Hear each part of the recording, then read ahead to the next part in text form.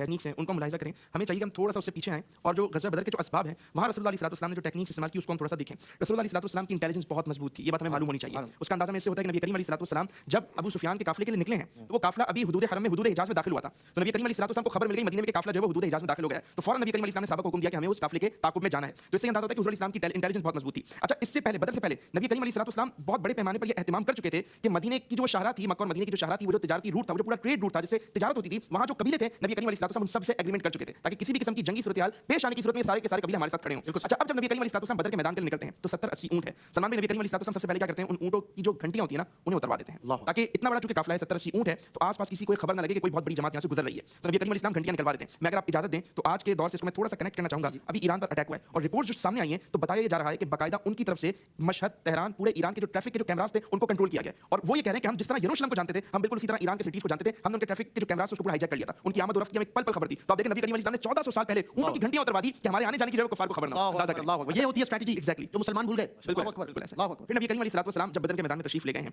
तो उस वक्त ज़ाहिर कुफार की जमीयत कितनी है इसका अंदाजा करना था। ये तो अंदाजा था कि बहुत ज्यादा होंगे, ज़ाहिर पूरी कुव्वत के साथ वो आ रहे थे, लेकिन कितने लोग हैं ये मालूम नहीं था। नबी करीम अलैहि सल्लल्लाहु अलैहि वसल्लम ने सहाबा-ए-किराम को हुक्म दिया कि कुफार के लश्कर में से किसी को पकड़ के लाओ। तो सहाबा-ए-किराम रात के पहर निकले और देखा कि एक शख्स इधर-उधर घूम रहा है। उसको सहाबा-ए-किराम ने पकड़ा, कैदी बना के हुज़ूर अलैहि सल्लम की बारगाह में पेश कर दिया। नबी करीम अलैहि सल्लम ने उससे पूछा कि कितने आदमी हैं, नहीं बताया उसने। ज़ाहिर वो भी उनका वफादार, बार-बार पूछा, इसरार किया, उसने किसी भी तौर पे नहीं बताया। फिर हुज़ूर अलैहि सल्लम ने पूछा, चाहिए बताओ तुम्हारे यहाँ खाने में ऊँट कितने ज़िबा हो रहे हैं? उसने कहा 10 ऊँट। हुज़ूर अलैहि सल्लम फौरन समझ गए कि एक ऊँट 100 आदमी को काफी है, 10 ऊँट मतलब 1000 के करीब का काफिला है। नबी करीम अलैहि सल्लम ने वहां से जज किया। फिर बदर के मैदान में जब पहुंचे ना तो सलमान भाई हज़रत खुबाब बिन मंज़र रज़ियल्लाहु तआला अन्हु उन्होंने रसूलुल्लाह सल्लल्लाहु अलैहि वसल्लम से पूछा कि या रसूल अल्लाह आपने यहाँ जो पड़ाव डाला है क्या ये वही है या आप खुद से रुके? नबी करीम अलैहि सल्लम ने फरमाया वही नहीं है। तो उन्होंने मशवरा दिया कि या रसूल अल्लाह हमें आगे बढ़ना चाहिए। दरअसल सलमान भाई जो बदर का मैदान था ना जब कुफार आए हैं तो वो समझे कि आते के साथ ही वो रुक गए। अच्छा, मुसलमान जब यहाँ से एंटर हुए ना तो ये जो बीच का जो एरिया था ना यहाँ थे कुएं। तो हज़रत खुबाब ने कहा कि या रसूल अल्लाह हम आगे चलते हैं, कुफार के लश्कर से करीब होते हैं और ये कुएं हमारी बैक पे आ जाएंगे तो कुओं को हम बंद कर देंगे और सिर्फ एक कुआं खुला रखेंगे जिससे हम पानी पिएंगे, कुफार को पानी नहीं देंगे। और लेकिन नबी करीम अलैहि सल्लम की रहमतुल्लाह अलैहि देखिए वॉर टेक्निक्स की बात करें ना, वॉर एटिकेट्स भी आप ले लें, हुज़ूर अलैहि सल्लम ने उस कुएं से कुफार को पानी पीने दिया और जिसने उस कुएं से पानी पिया वो सब उसी रात मौत के घाट उतर गए सिवाय हज़रत हकीम निज़ाम के। खैर हज़रत खुबाब ने कहा कि या रसूल अल्लाह आगे बढ़ते कुएं पे कंट्रोल कर लेते, कुएं पे कंट्रोल हो गया। अच्छा, फिर जब वो करीब आए ना मुसलमान, जब उन कुओं को क्रॉस किया आगे बढ़ गए तो उससे एक फायदा ये हुआ कि मुसलमान कुफार के लश्कर के करीब थे, उन्हें करीब से देख सकते थे। तो उससे फायदा क्या हुआ कि मुसलमानों को कुफार की पूरी तादाद का आइडिया नहीं हुआ। जैसे कि अल्लाह ताला ने भी कुरान पाक में इरशाद फरमाया ना, इज़ युरीकुमुल्लाहु फी मनामिका कलीला, कि अल्लाह तबारक व तआला ने तुम्हें जो है वो कम दिखाए